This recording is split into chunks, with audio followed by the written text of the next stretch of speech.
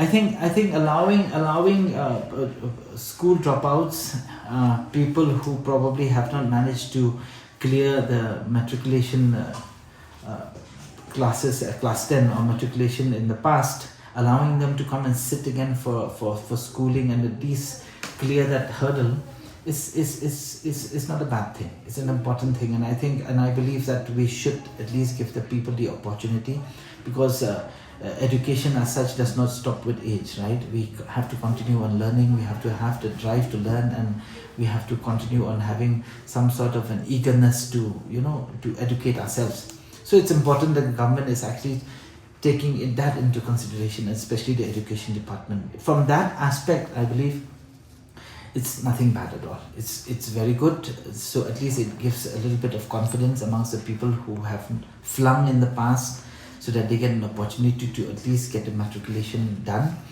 But however, if you ask me, the education system, it needs a lot of overhauling. Apart from just that, Ken, there's a huge amount of overhauling that needs to be done. Whether it's the quality of education that is being, whether it's the number of teachers and the trainings and so on and so forth. I think there are too many things to talk about when it comes to education. I think we're extremely weak